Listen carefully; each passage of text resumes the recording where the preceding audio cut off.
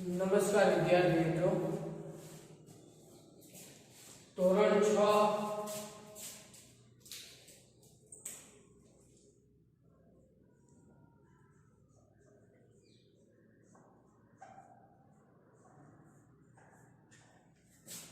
વિષય ગણિત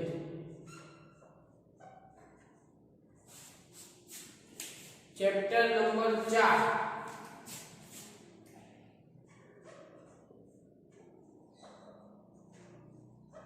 ભૂમિતિના પાયાના ખ્યાલ.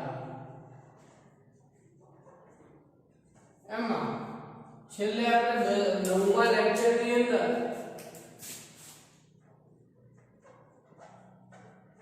સ્વાધ્યાય 4.5 પૂરું કરેલું.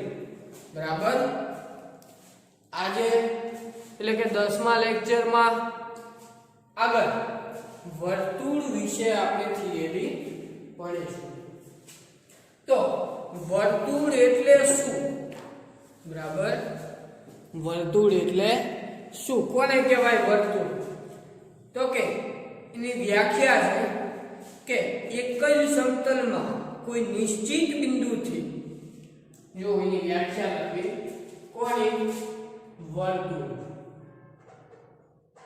વર્તુળ વિશે આજે આપણે અભ્યાસ કરવાનો છે. બરાબર. જો એની વ્યાખ્યા કે એક જ સમતલમાં કોઈ નિશ્ચિત બિંદુથી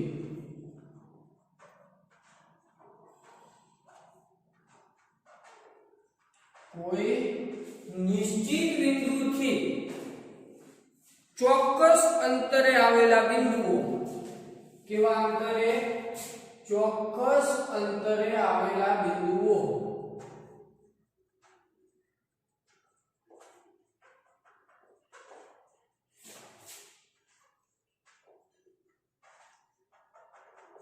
વર્તુળ રચે છે, એટલે કે બનાવે છે. ચલો જો શું કીધું?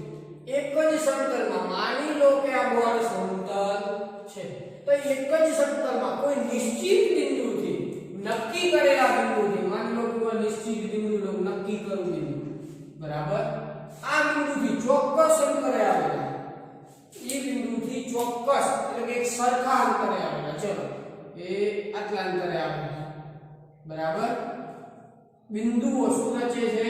વર્તુળ રચે છે. ચલો પહેલા તો આખી આકૃતિ વર્તુળની દોરી નાખો. બરાબર. આ શું દોરી મેં? વર્તુળ. આ નિશ્ચિત બિંદુ છે, બરાબર, અને આ બીજા બધા બિંદુઓ. જો રકમની અંદર શું કીધું? આને નામ આપી દઉં P. એક જ સમતલમાં કોઈ નિશ્ચિત બિંદુથી, તો આ બિંદુ P છે, કેવું બિંદુ છે? નિશ્ચિત, નક્કી કરેલા બિંદુથી ચોક્કસ અંતરે આવેલા, બધા બિંદુઓ એક સરખા અંતરે આવેલા છે. એ બધા જ બિંદુઓ શું બનાવે છે? વર્તુળ રચે છે અથવા તો બનાવે છે. તે નિશ્ચિત બિંદુને વર્તુળનું શું કહેવાય? કેન્દ્ર. શું કહેવાશે? કેન્દ્ર. આ શું કહેવાય? વર્તુળનું કેન્દ્ર. નિશ્ચિત બિંદુ છે, બરાબર, એટલે કે તે નક્કી કરેલા બિંદુને, તે નિશ્ચિત બિંદુને વર્તુળનું કેન્દ્ર કહે છે. શું કહે છે? વર્તુળનું કેન્દ્ર કહે છે. ખ્યાલ આવે છે? બરાબર. આગળ જોઈએ. ચોક્કસ અંતરને વર્તુળની ત્રિજ્યા કહેવાય. શું કહેવાય? વર્તુળની ત્રિજ્યા. ચોક્કસ અંતર, આ બધા બિંદુઓ સાથેનું કેવું હતું? ચોક્કસ અંતર હતું, એક સમાન અંતર, તો એ બધાને શું કહેવાય? વર્તુળની ત્રિજ્યા. એટલે કે તે ચોક્કસ અંતરને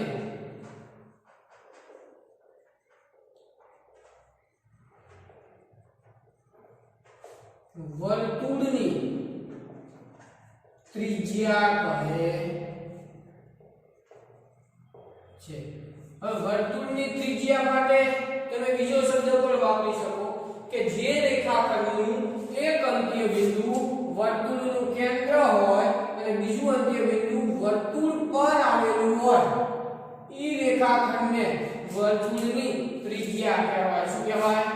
ત્રિજ્યા આ શું છે વર્તુળની ત્રિજ્યા કોને તો કે જે રેખાખંડનું એક અંત્ય બિંદુ વર્તુળ પર હોય અને બીજું અંત્ય બિંદુ વર્તુળનું કેન્દ્ર હોય તેવા રેખાખંડને વર્તુળની ત્રિજ્યા કહેવાય બરાબર આગળ વર્તુળની ફરતા અંતરને વર્તુળનો પરિઘ કહેવાય આ જે અંતર છે વર્તુળ એને શું કહેવાય વર્તુળનો પરિઘ એટલે કે વર્તુળની ફરતા અંતરને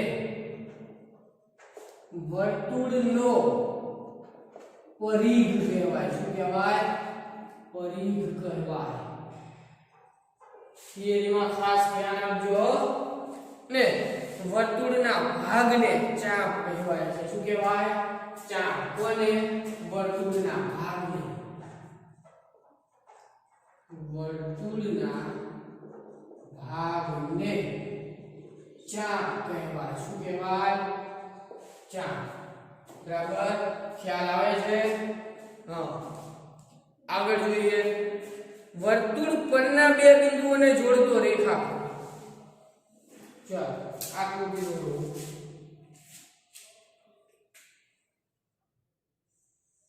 આ વર્તુળ એની ઉપરના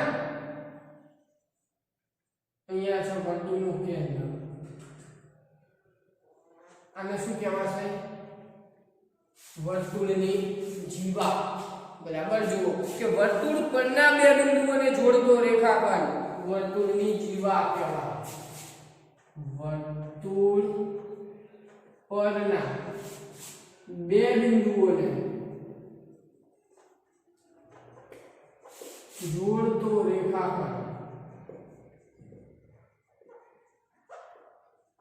વર્તુળની જીવા કહેવાય શું કહેવાય જીવા કહેવાય ખ્યાલ આવે છે આગળ વર્તુળના કેન્દ્રમાંથી પસાર થતી જીવા એ વર્તુળનો વ્યાસ છે ચાલો બરાબર આ વર્તુળનું કેન્દ્ર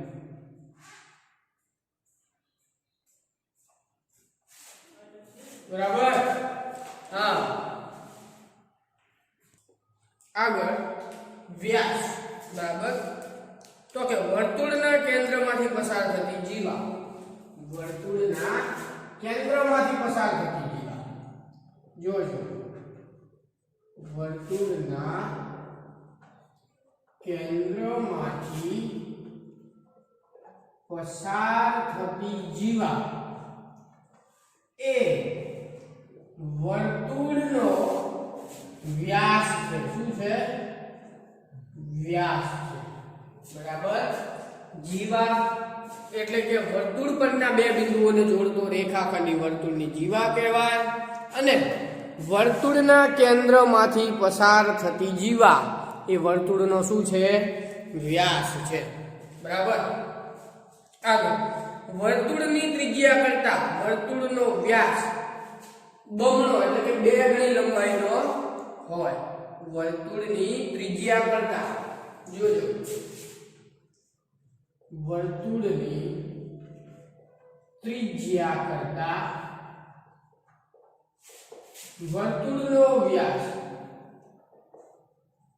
બમણો હોય બમણો એટલે કે બે ગણો કેવો હોય બમણો હોય છે બરાબર ખ્યાલ આવે છે આગળ વર્તુળના વ્યાસ વડે વર્તુળના બે ભાગ થાય અને દરેક ભાગને અર્ધ વર્તુળ કહેવાય જો આકૃતિ દોરું છું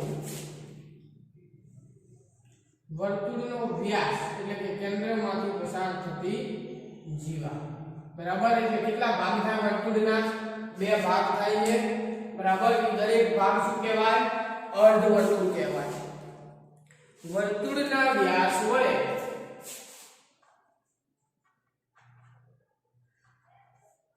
વર્તુળના વ્યાસ વડે વર્તુળના બે ભાગ થાય કેટલા અને તે દરેક ભાગને અર્ધવર્તુળ કહેવાય. શું કહેવાય? અર્ધ એટલે કે અડધું વર્તુળ. અર્ધવર્તુળ કહે છે. બરાબર. અર્ધવર્તુળ એ વ્યાસ અને અર્ધ પરિઘથી જોડાયેલી બંધ આકૃતિ છે. અર્ધવર્તુળ છે એ વ્યાસ અને અર્ધવર્તુળ વ્યાસ અને અર્ધ પરિઘથી જોડાયેલી બંધ આકૃતિ છે. કેવી? બરાબર. જેની એક બાજુ ચાપ અને બીજી બે બાજુ ત્રિજ્યા હોય તેને વૃત્તાંશ કહેવાય. ચલો વૃત્તાંશની આકૃતિ દોરો.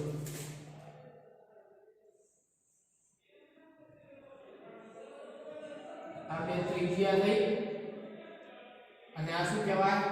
ચાપ. તો આટલા ભાગને શું કહેવાય? વૃત્તાંશ. શું કહેવાય? વૃત્તાંશ. જો વૃત્તાંશની વ્યાખ્યા લખીએ અહીંયા કે જેની એક બાજુ ચાપ, જેની એક બાજુ ચાપ અને બે બાજુ ત્રિજ્યા પર તેવા ભાગને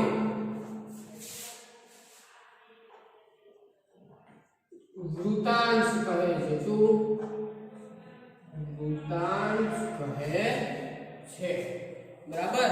અને વર્તુળનો અંદરનો એવો પ્રદેશ જે ચાપ અને જીવા વડે ઘેરાયેલો છે. ચાપ અને જીવા જોજો.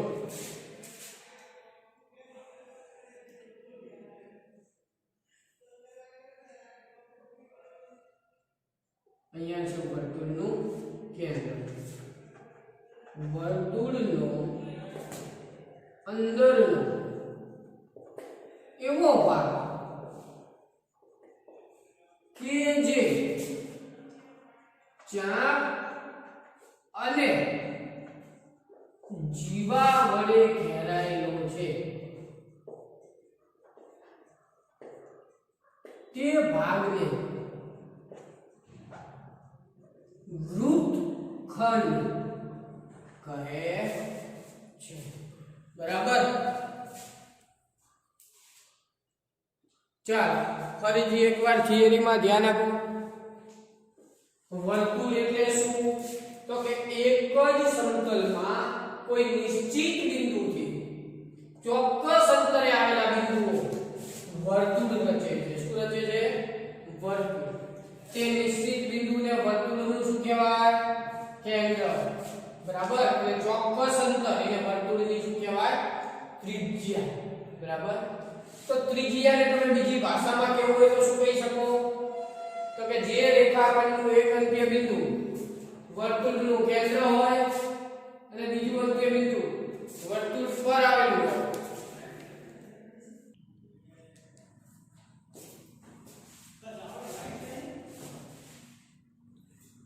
તે ચોક્કસ અંતરને વર્તુળની ત્રિજ્યા કહેવાય. તો આ ચોક્કસ અંતર. બરાબર. વર્તુળની ત્રિજ્યા બીજી ભાષામાં કેવું હોય? તો એવો રેખાખંડ કે જે રેખાખંડનું એક અંત્ય બિંદુ વર્તુળનું કેન્દ્ર અને બીજું અંત્ય બિંદુ વર્તુળ પર આવેલું હોય તેવા રેખાખંડને વર્તુળની શું કહેવાય? ત્રિજ્યા કહેવાય. બરાબર. આગળ વર્તુળ ફરતા અંતરને વર્તુળનો પરિઘ. આ જે ફરતું અંતર છે એને વર્તુળનો શું કહેવાય? પરિઘ. અને વર્તુળના ભાગને ચાપ કહેવાય. આ ભાગ છે તો આને શું કહેવાય? ચાપ. બરાબર. આગળ જોઈએ જીવા. વર્તુળ પરના બે બિંદુઓને જોડતો રેખાખંડ વર્તુળને શું કહેવાય? જીવા. આ વર્તુળ પરના બે બિંદુ છે, નામ આપેલું A અને B.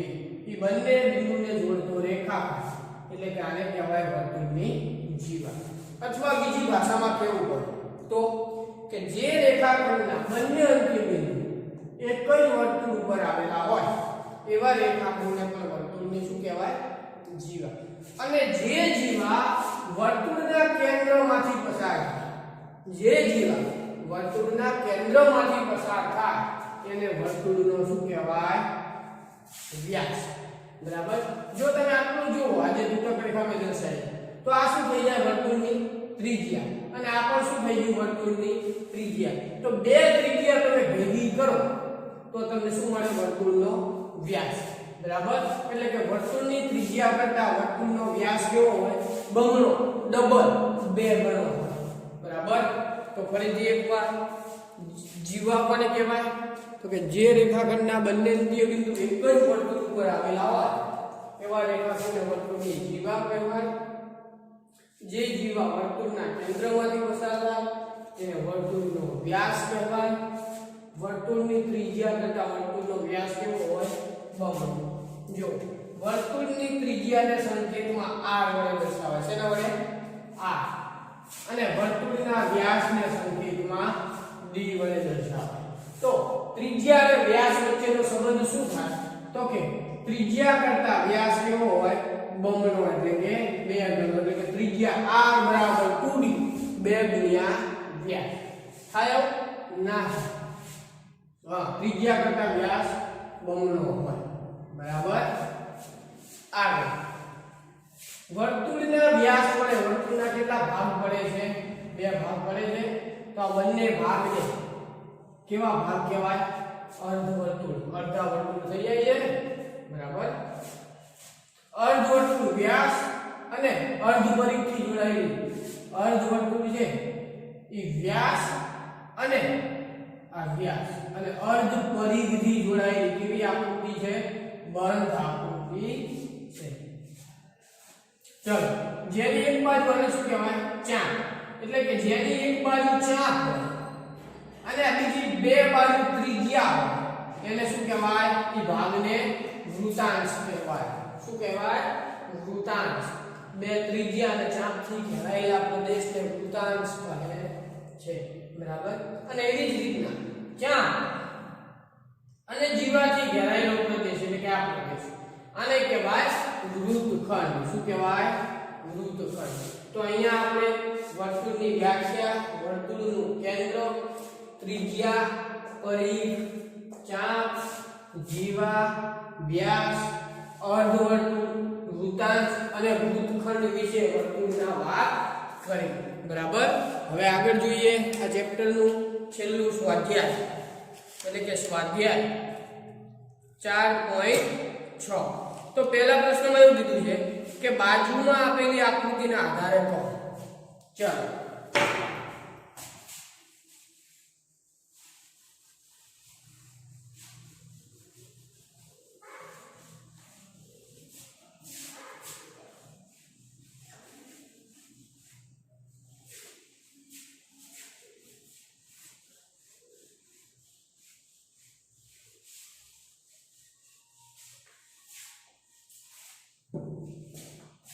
સ્વાધ્યાય 4.6.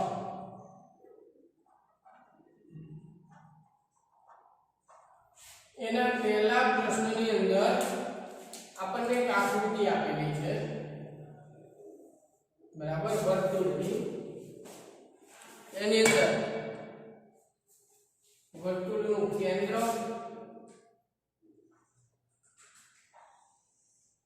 બરાબર. જોજો આકૃતિ.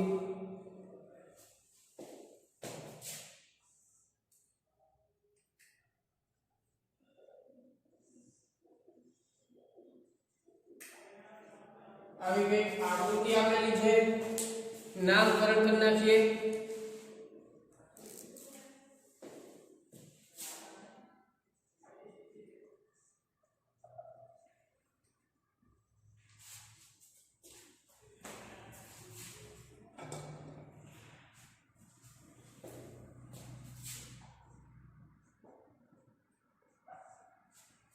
બરાબર.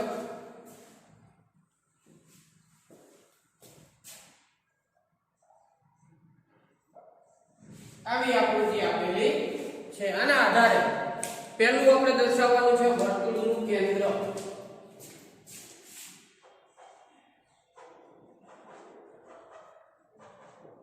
વર્તુળનું કેન્દ્ર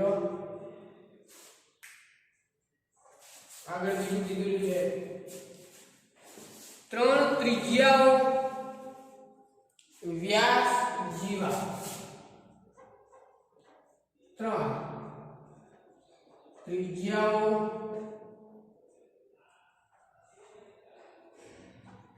વ્યાસ જીવા અંદરના ભાગના બે બિંદુઓ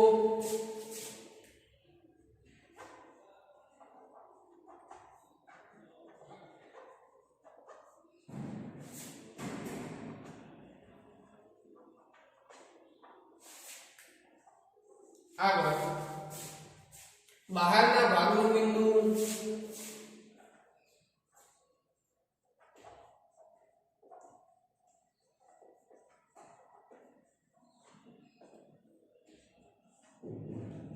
વૃત્તાંશ અને છેલ્લું વૃત્તખંડ બરાબર આટલી વસ્તુઓ આકૃતિ ઉપરથી આપણે દર્શાવવાની છે તો પહેલું વર્તુળનું કેન્દ્ર કયું છે તો જોજો તો કે વર્તુળનું કેન્દ્ર O છે કયું O બરાબર 3 ત્રિજ્યાઓ દર્શાવો તો ત્રિજ્યા કોને કહેવાય કે જે રેખાખંડનું એક અંત્યબિંદુ વર્તુળ પર હોય અને બીજું ક્યાં આવેલું હોય વર્તુળનું કેન્દ્ર હોય તો આ OC ત્રિજ્યા થશે બરાબર એક OC રેખાખંડ બીજો આ OA રેખાખંડ પણ ત્રિજ્યા કહેવાય અને ત્રીજી ત્રિજ્યા કઈ છે તો કે OB રેખાખંડ બરાબર વ્યાસ વ્યાસ એટલે કે વર્તુળના કેન્દ્રમાંથી પસાર થતી જીવા કઈ છે AC રેખાખંડ જીવા તો વ્યાસ એક જીવા જ છે બરાબર વ્યાસ શું છે એક જીવા જ છે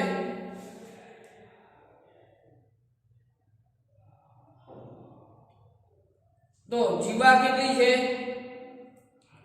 ED AC જીવા જ કહેવાય બરાબર પણ વર્તુળના કેન્દ્રમાંથી પસાર થતી જીવા એટલે શું થઈ જાય વ્યાસ અને જીવા એટલે કે જે રેખાખંડના બંને અંત્ય બિંદુ એક જ વર્તુળ ઉપર આવેલા હોય તો ED શું થઈ જશે આપણી જીવા ED રેખાખંડ બરાબર અંદરના ભાગના બે બિંદુ વર્તુળની અંદરના ભાગમાં કયા કયા બિંદુ છે તો કે વર્તુળનું કેન્દ્ર છે અને બીજું આ P બિંદુ એટલે કે O અને P આ બે બિંદુ અંદરના ભાગમાં છે વર્તુળની બહારના ભાગમાં કયું બિંદુ છે તો કે બિંદુ Q બરાબર આગળ આવે છે વૃત્તાંશ તો વૃત્તાંશ કોને કહેવાય તો કે બે ત્રિજ્યા કેટલી બે અને ચાપ વડે ઘેરાયેલો પ્રદેશ બરાબર તો OC અને OB ત્રિજ્યા છે એના વડે ઘેરાયેલો પ્રદેશ એટલે કે આ થશે અંદરનો OBC વૃત્તાંશ થશે બરાબર એવી જ રીતના વૃત્તખંડ એટલે કે જીવા અને ચાપ વડે ઘેરાયેલો પ્રદેશ તો આ વૃત્તખંડ થશે EFD તો આપણે જે થિયરી ભણ્યા હતા એ થિયરી ઉપર આપણને પહેલો પ્રશ્ન પૂછેલો હતો તો હવે તમને આવડે કે ના આવડે આનો જવાબ બરાબર ચાલો આગળ જોઈએ વર્તુળ દોરી અને દર્શાવવાનું છે એવું કીધું શું વર્તુળ દોરી અને દર્શાવો ચાલો પ્રશ્ન નંબર 2 અહીંયા ધ્યાન આપજો શું શું દર્શાવવાનું એક વર્તુળનું કેન્દ્ર દર્શાવવાનું છે બીજું એની ત્રિજ્યા દર્શાવવાની છે ચલો અહીંયા લખી નાખું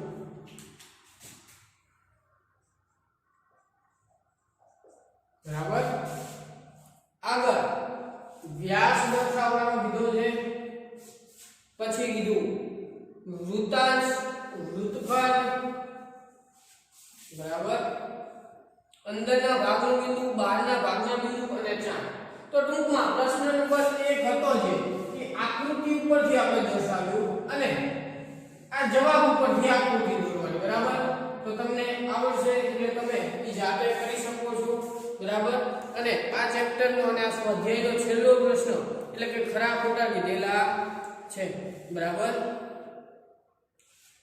ચલો પ્રશ્ન નંબર 2